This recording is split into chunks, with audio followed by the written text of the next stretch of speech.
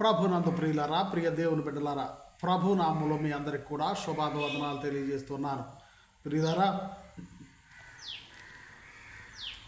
ఈరోజు అనగా 21వ తారీఖు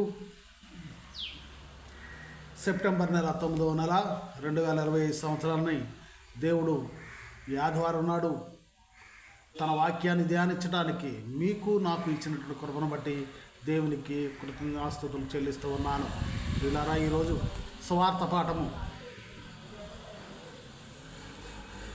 లూకా శుభవార్త 16వ అధ్యాయము 1వ వచనం నుండి 13 వచనాల వరకు మనం చూసినట్లయితే, ఆయన తన శిష్యులతో ఇట్లనెను, ఒక ధనవంతుని యొద్ద ఒక గృహ నిర్వాహకుడు ఉండెను. వాడు అతని ఆస్తిని పాడు చేయుచున్నాడని అతని యొద్ద వాని మీద నేరం మోపబడగా అతడు వారిని పిలిపించి, నిన్ను గూర్చి నేను వినుచున్న మాట ఏమిటి? నీ గృహ నిర్వాహకత్వపు లెక్క అప్పగించు. నీవు ఇక మీదట గృహ నిర్వాహకుడవై ఉండవల్ల కాదని వానితో చెప్పాను. ఆ గృహ నిర్వాహకుడు తనలో తాను, నా యజమానుడు ఈ గృహ నిర్వాహపు పని నుండి నన్ను తీసివేయను కనుక నేను ఏమి చేతును త్రవ్వలేను, భిక్షమెత్త సిగ్గుపడుచున్నాను. నన్ను ఈ గృహ నిర్వాహకత్వపు పని నుండి తొలగించినప్పుడు వారు నన్ను తమ ఇండ్లలోనికి చేర్చుకున్నట్లు నేను ఏమి చేయవలనో నాకు తెలియననుకొని తన యజమాని రుణస్థుల్లో ఒక్కొక్కరిని పిలిపించి, నీవు నీ యజమానుడికి ఎంత అచ్చి ఉన్నావని మొదటి వారిని అడిగాను. అతడు 100 మణుగుల నూనె అని చెప్పగా, నీవు నీ చీటికి తీసుకొని త్వరగా కూర్చుండి 50 మణుగులని వ్రాసుకోమని వానితో చెప్పాను. తరువాత వాడు, నీవు ఎంత అచ్చి ఉన్నావని మరి ఒకరిని అడగగా, వాడు 100 తూముల గోధుమలని చెప్పినప్పుడు వారితో, నీవు నీ చీటీ తీసుకొని 80 తూములు రాసుకోమని చెప్పాను. అన్యాయస్తుడైన గృహ నిర్వాహకుడు యుక్తిగా నడుచుకున్నని వాని యజమానుడు వారిని మెచ్చుకొనెను. వెలుగు సంబంధుల కంటే ఈ లోక సంబంధులు తమ తరమును బట్టి చూడగా యుక్తిపరులై ఉన్నారు. అన్యాయపు సిరి వలన మీకు స్నేహితులను సంపాదించుకొనుడి. ఎందుకనగా ఆ సిరి మిమ్ములను వదిలిపోవునప్పుడు వారు నిత్యమైన నివాసములో మిమ్మును చేర్చుకుందరని మీతో చెప్పుచున్నాను. మిక్కిలి కొంచెములో నమ్మకముగా ఉన్నవాడు ఎక్కువలోనూ నమ్మకముగా ఉండను. మిక్కిలి కొంచెము అన్యాయముగా ఉండేవాడు ఎక్కువలోనూ అన్యాయముగా ఉండను. కాబట్టి మీరు అన్యాయపు సిరి విషయంలో నమ్మకముగా ఉండని ఎడల సత్యమైన ధనమును ఎవరు మీ వశము చేయును? మీరు పరుల సొమ్ము విషయంలో నమ్మకముగా ఉండని ఎడల మీ సొంతమైనది మీకు ఎవడిచ్చును? నే సేవకుడు 2 యజమానులను సేవింపలేడు. వాడు ఒకరిని ద్వేషించి ఒకరిని ప్రేమించును, లేక ఒకరిని అనుసరించి ఒకరిని తృణీకరించును. మీరు దేవుని సిరిని సేవింపలేరని చెప్పాను. ప్రియులారా, ఇక్కడ ఒక యజమానుడి కింద ఒక పనివాడు ఉన్నాడు. ఆ పనివాడు మరి తప్పు చేస్తున్నాడు, లెక్కలు అన్నీ కూడా తప్పు చేస్తున్నాడు అని చెప్పేసి యజమానుడు తెలిసినప్పుడు యజమానుడు అతన్ని పదవి నుంచి తొలగించేటప్పుడు ఎవరికి ఏమేమి ఇచ్చాము అనే దానిని తనకు లెక్క అప్పగించనున్నప్పుడు అతను చెబుతున్నటువంటి చేసినటువంటి పని, యజమానుడికి అప్పు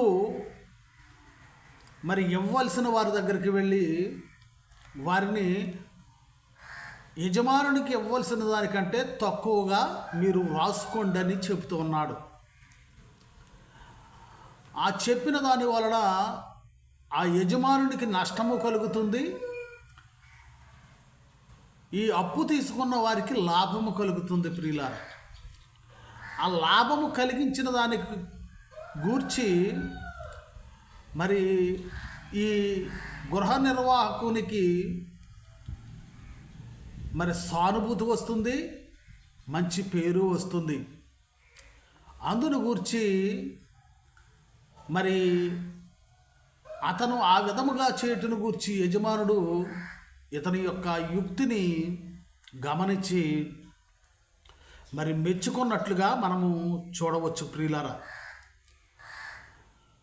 ప్రియులారా, ఇక్కడ ఈ గృహ నిర్వాహకుని దేవుడు అతను చేసిన తప్పును లెక్కల్లో తీసుకోవటం లేదు.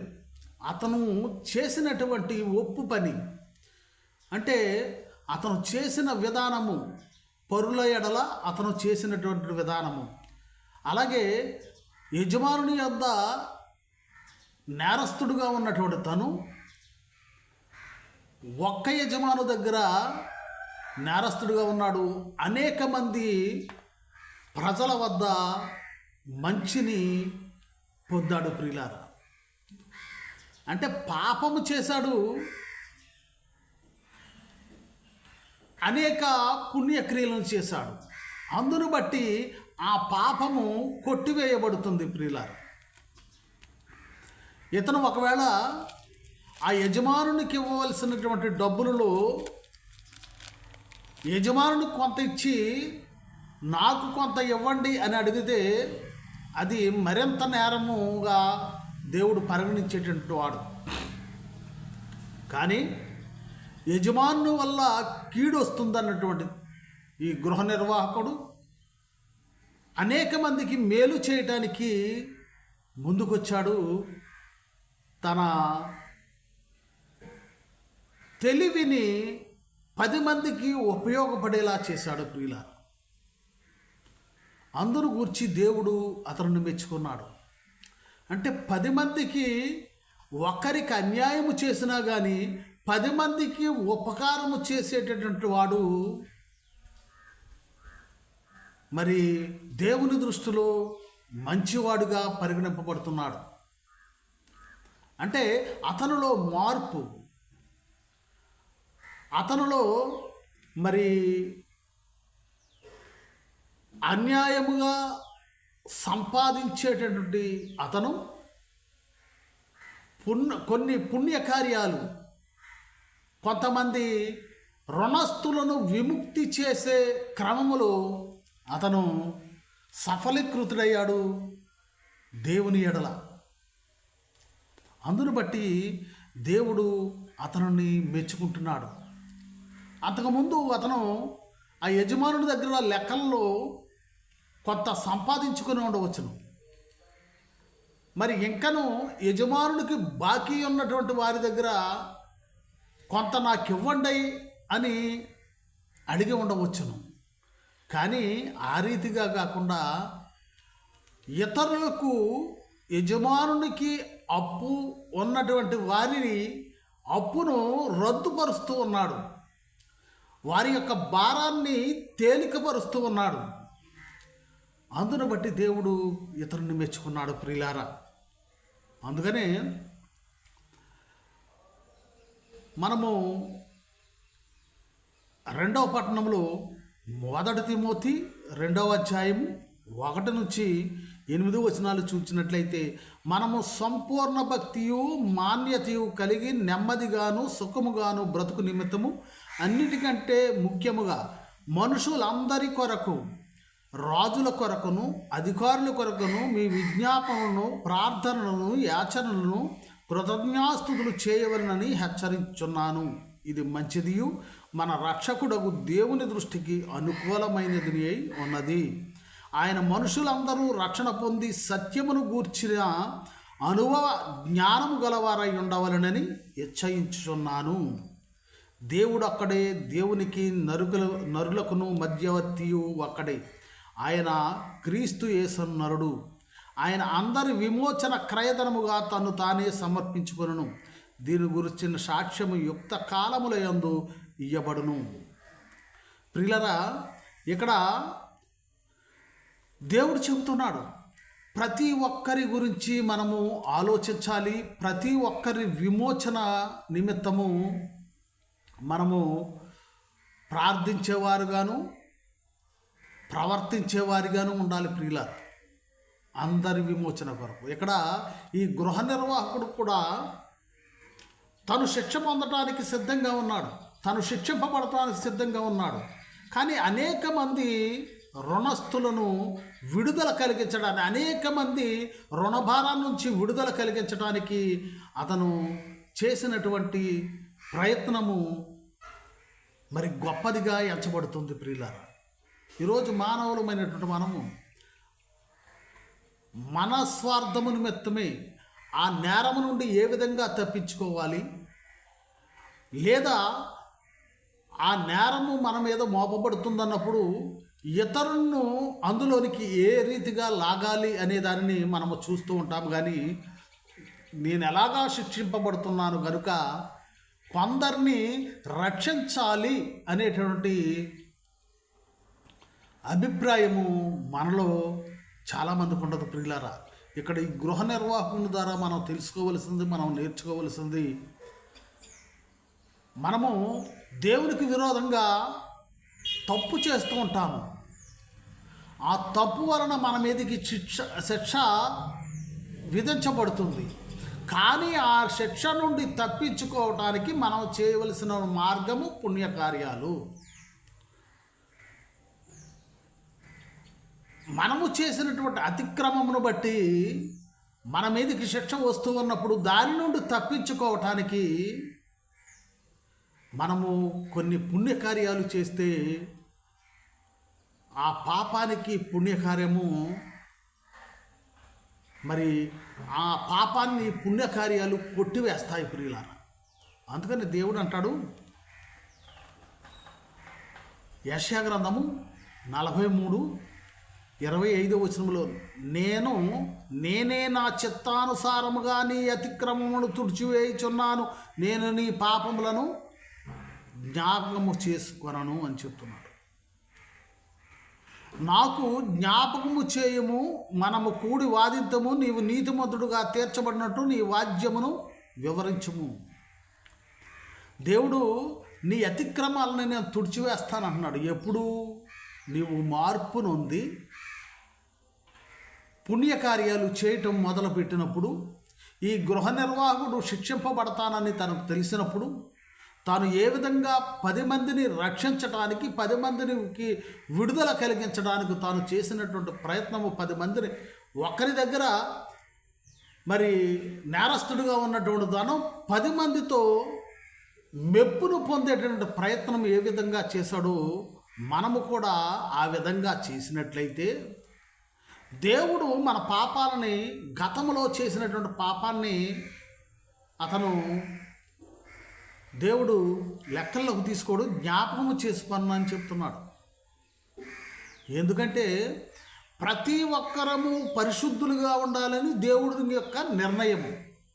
కానీ మనము ఈ లోకానుసారముగా,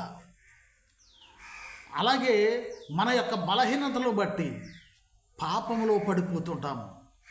కానీ పరిశుద్ధులుగా ప్రతి ఒక్కరిని చేయాలి, ప్రతి ఒక్కరిని కూడా ఏ ఆత్మ కూడా నశించిపోకూడదని దేవుని యొక్క సంకల్పము చొప్పున మన పాపాలని కొట్టివేయటానికి ఆయన సిద్ధంగా ఉన్నాడు. ఎప్పుడు కొట్టివేస్తాడు అని అంటే, మరి మనము చేసినటువంటి అతిక్రమాలను బట్టి పుణ్యకార్యాలు, మంచి కార్యాలు చేస్తూ మనము పరివర్తన చెందినప్పుడు దేవుడు గతములో చేసినటువంటి పాపాలను ఆయన గుర్తు చేసుకున్నాడు. హెబ్రీలకు 8:12 చెప్తున్నాడు, నేను వారి దోషముల విషయమై దయగలిగి వారి పాపములను ఏకను ఎన్నడను జ్ఞాపకము చేసుకొనని ప్రభువు సెలవిచ్చుచున్నాడు. గతంలో చేసినటువంటి పాపాలు, గతంలో చేసినటువంటి తప్పులను ఆయన మరి జ్ఞాపకం చేసుకొనట. ఎప్పుడు పుణ్యకార్యాలు చేయటం మనం ప్రారంభించినప్పుడు, దేవుని యొక్క చిత్త ప్రకారం నడిచే వారిగా మనం ఉన్నప్పుడు, మనలో మంచి ప్రవర్తన వచ్చినప్పుడు. ప్రియులరా, ఒక విషయము ఎందు నిమిత్తము మీతో పంచుకోవాలని నేను ఆశపడుతున్నాను.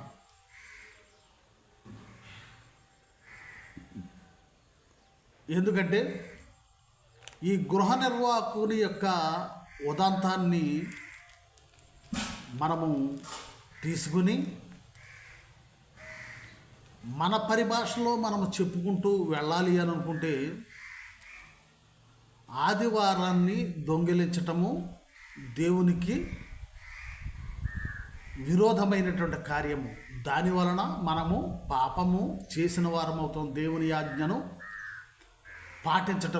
పాటించని మూలంగా విశ్రాంతి దినాన్ని దొంగిలించడం పాపమని చెప్తున్నాడు. కానీ విశ్రాంతి దినాన్ని దొంగిలించి మనము ఏదైనా అక్రమమైనటువంటి పనులు చేసినా లేదా మన కొరకై ఏదైనా మన సొంత పనుల నిమిత్తమై మనము మానివేసిన అది పాపముగా పరిగణించబడుతుంది. కానీ విశ్రాంతి దినాన్ని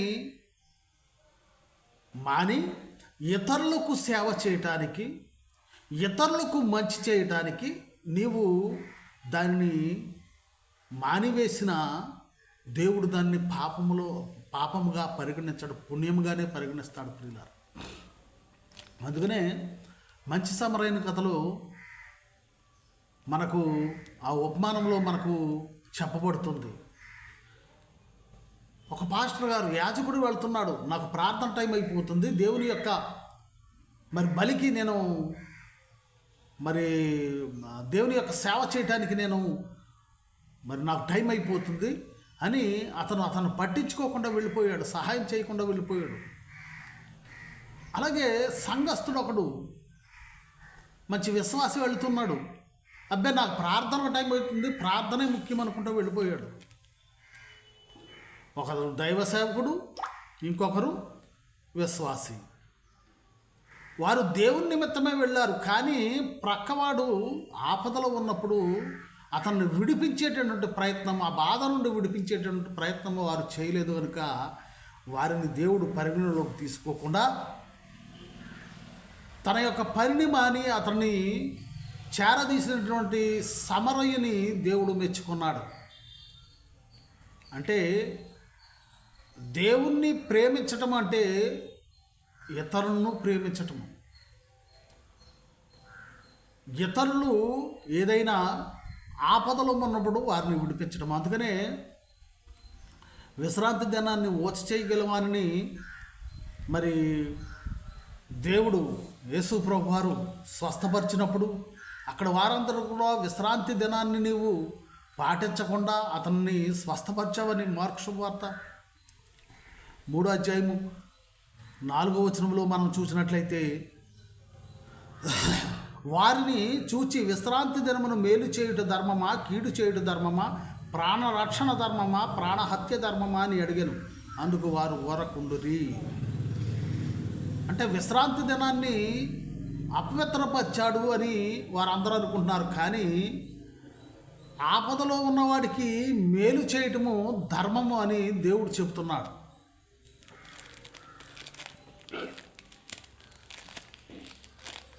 ఇక్కడ ఈ గృహ నిర్వాహకుడు కూడా చేసినటువంటి కార్యం అది. తను తప్పు చేశాడు, ఆ తప్పును సరి చేసుకోవాలంటే ఒకరి దగ్గర, యజమానుని దగ్గర అతను నేరస్తుడిగా పరిగణింపబడ్డాడు. అనేక మంది చేత మంచివాడిగా మెప్పు పొందేటటువంటి ప్రయత్నం చేశాడు. అదే దేవుడు కోరుకుంటున్నది. అంతేగాని నేను నేరస్తున్నయ్యాను కదా, మిగతా వారందరూ కూడా పాడైపోవాలి అని ఆలోచన విధానము మనలో చాలామందికి ఉంటుంది. తనకు ఏదైనా జరిగిందంటే తన తప్పును ప్రక్కవారి మీద నెట్టివేస్తూ ఉంటారు ప్రియులారా. తన తప్పును అనేక మంది మీద దానిని పొర్లించి అనేక మందిని ఆ తప్పులోనికి, ఊబిలోనికి లాగుతూ ఉంటారు. తను చెడిన కోతి వనమంతా చెడిపిందనేటువంటి సామెత ప్రకారంగా మనం చేస్తుంటాము. కానీ ఈ గృహ నిర్వాహకుడు ఆ రీతిగా చేయలేదు ప్రియులారా. తను శిక్షింపబడతాడని తెలుసు, అనేక మందికి విడుదలను కలిగించినట్లుగా మనమును ఆ విధముగా మనము చేసినటువంటి పాపాన్ని బట్టి మనకు శిక్ష వస్తుంది. కనుక ఆ పాపము పోవాలంటే మనం అనేకమైన పుణ్యకార్యాలు చేయవలసిన వారమై ఉన్నాము ప్రియులారా. మరి జక్కయ్య కూడా తప్పు చేశాడు ప్రియులారా. ఈ గృహ నిర్వాహకుని యొక్క రీతిగానే జక్కయ్య కూడా తప్పు చేశాడు. కానీ తప్పు చేసిన తర్వాత దాన్ని ఎలా సరిదిద్దుకోవాలని ఆలోచన చేశాడు. అందుకనే లోకశుభార్త 19వ అధ్యాయం 8వ వచనంలో, జక్కయ్య నిలువబడి, ఇదిగో ప్రభువా, నా ఆస్తిలో సగభాగం బేదలకు ఇచ్చున్నాను. నేను ఎవరి యొద్దనైనాను అన్యాయముగా దేనినైనాను తీసుకొనిడా అతనికి 4 గంటలు మరలా చెల్లిద్దునని ప్రభువుతో చెప్పెను. అందుకు యేసు, ఇతడును అబ్రహాము కుమారుడు, ఎందుకనగా నేడు ఈ ఇంటికి రక్షణ వచ్చి ఉన్నది అని చెప్తున్నాడు. జక్కయ్య అంతకుముందు పన్నులు అన్యాయంగా వసూలు చేశాడు. రూపాయికి రూపాయి వేసి వసూలు చేశాడు. ఆ వసూలు చేసినటువంటి తన తప్పును సరిదిద్దుకోవటానికి 4 గింతలుగా ఇచ్చేస్తానంటున్నాడు ప్రియుల. అప్పుడు దేవుడు అతనికి రక్షణ వచ్చి ఉన్నది అని చెప్తున్నాడు. ప్రియ సహోదరి సహోదరుడా, ఈ రోజుల్లో నీవు నేను కూడా అనేకమైనటువంటి అక్రమాలు చేస్తున్నాము, అనేకమైనటువంటి పాపాలు చేస్తున్నాము, అనేకమైనటువంటి పాపపు ఆలోచనలు చేస్తున్నాము. ఇందును బట్టి మనకు శిక్ష విధించబడుతుందని దేవుని యొక్క వాక్యము హెచ్చరిస్తుంది. ఆ గృహ నిర్వాహకుడు వలె, ఆ గృహ నిర్వాహకుడు ఏ రీతిగా అయితే తప్పు చేసినప్పుడు యజమానుడు నిన్ను శిక్షిస్తాను అని చెబుతున్నాడో, ఆ రీతిగానే ఆ గృహ నిర్వాహకుని వలనే మనమును అనేకమైనటువంటి తప్పుడు ఆలోచనల చేతను, తప్పుడు మాటల చేతను, తప్పుడు చేతల చేతను మనము పాపము చేసి దేవుని నుండి శిక్షను పొందబోచున్నాం. మీరు శిక్షను పొందబోచున్నారు మీరు చేస్తున్నటువంటి అతిక్రమములను బట్టే అని ఆ గృహ నిర్వాహకుని యజమాని చెప్పినట్లుగా వాక్యము మనలను హెచ్చరిస్తుంది. నీవు చేసిన తప్పిదాలను బట్టి నీకు శిక్ష విధిస్తాడు దేవుడు అని చెప్తుంది. ఆ చెప్పిన దాన్ని బట్టి మనము ఆ గృహ నిర్వాహకుడు శిక్ష నాకు ఏ రీతిగా వస్తుంది కనుక నేను చేయవలసిన మంచి పని ఏంటి, మంచి ఎవరికి చేయగలను అని అతను ఆలోచించి తన చేతిలో ఉన్నటువంటి, తన ఆధీనములో ఉన్నటువంటి బాకీదారులను వారికి మేలును చేస్తున్నాడు ప్రియుల. ఆ మేలును చేయటం బట్టి అతను ఏ రీతిగా దేవుని దృష్టిలో తెలివిగలవాడుగాను మంచివాడుగాను చెప్పబడ్డాడు.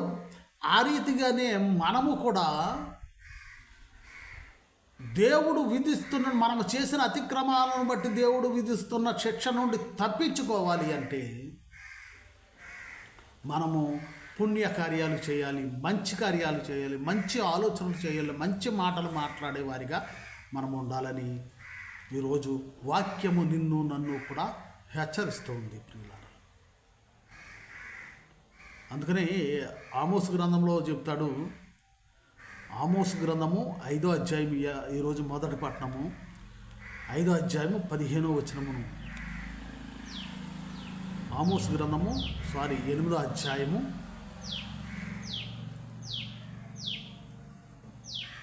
4వ వచనము, దేశమందు భేదాలను మింగివేయను, దరిద్రులను మాపివేయను కోరువార్లారా, తూము చిన్నదిగాను రూపాయి ఎక్కువగాను చేసి దొంగ త్రాసు చేసి మనము ధాన్యమును అమ్మునట్లు, అమావాస్య ఎప్పుడైపోవునో మనము గోధుమలను అమ్మకము చేసి ఉన్నట్లు, విశ్రాంతి దినము ఎప్పుడు గతించిపోవునని చెప్పుకుని వార్లారా, దరిద్రులను వెండికి కొన్నట్లు, పాదరక్షలు ఇచ్చి బీదవారిని కొన్నట్లును, చచ్చు ధాన్యమును మనము అమ్ముదమరండని, విశ్రాంతి దినం ఎప్పుడైపోవునో అని చెప్పుకుని వార్లారా, ఈ మాట ఆలకించుడి. యాకోబు యొక్క అతిశయాస్పదము తోడని యెహోవా ప్రమాణము చేయనిదేమనగా వారి క్రియలను నేను ఎడను మరువను అని చెప్తున్నాడు. అన్యాయముగా సంపాదించాలనుకున్నాడు, అన్యాయం చేయాలనుకునేటువంటి వారు ఈ దేవుని దగ్గరికి మరి చర్చిలోనికి వస్తాము. మరలా వెళ్ళి తప్పుడు పని మనము ఈ ప్రార్థన ఎప్పుడైపోతుందా అని ఆలోచించి ఈ రోజు గడిచిపోయిన తర్వాత మరలా వెళ్ళి మనము పాపక్రియలు చేద్దామనేటువంటి ఆలోచన మనలో ఉండకూడదని దేవుని యొక్క వాక్యం సెలవిస్తుంది. ప్రియులారా, ప్రియ సహోదరి సహోదరుడా, ఈరోజు దేవుని యొక్క వాక్యము నీతో నాతో సూటిగా మాట్లాడుతుంది. నీవు చేసినటువంటి అతిక్రమాలను దేవుడు జ్ఞాపకము చేసుకున్నాడు అని చెప్తున్నాడు. నీవు చేసినటువంటి అతిక్రమాలను ఎప్పుడు జ్ఞాపకం చేసుకున్నాడంటే నీవు పుణ్యకార్యాలు చేయటం మొదలుపెట్టినప్పుడు, నీవు పుణ్య కార్యాలు చేస్తూ ఉన్నప్పుడు దేవుడు గతంలో చేసినటువంటి పాపాలని జ్ఞాపకం చేసుకున్నాడు. ఎందుకంటే ఆయన జగత్తు పునాది వేయబడక మునిపే మనందరము నిర్దోషులమై ఉండాలని ఎఫెసీయులకు 1:6 మనము తన ఎదుట పరిశుద్ధులమును నిర్దోషులమునై ఉండవలనని జగత్తు పునాది వేయబడక మునిపే ప్రేమ చేత ఆయన క్రీస్తులో మనలను ఏర్పరచుకుని అని చెప్పబడుతుంది. పిల్లరా, ఆయన ఎప్పుడు కూడా మనం పరిశుద్ధులుగా ఉండాలని, నిర్దోషులుగా ఉండాలని దేవుడు కోరుకుంటున్నాడు. అట్టి మనస్సులు కలిగి, అట్టి ప్రవర్తన కలిగి జీవించుదాం. గృహ నిర్వాహకుని మరి అతని తెలివిని, అతని యుక్తిని గమనించినటువంటి యజమానుడు అతన్ని క్షమించినట్లుగా మనలను దేవుడు క్షమించాలంటే మనము చేసిన అతిక్రమాలను విడిచిపెట్టి పుణ్యకార్యాలు చేయటానికి, మంచి చేయటానికి ప్రయత్నిద్దాం. దేవుని యొక్క దీవెనలు పొందాం. దేవుడి కొద్ది మాటలు దీవించును గాక. ఆమేన్. అందరికీ వందనాలు.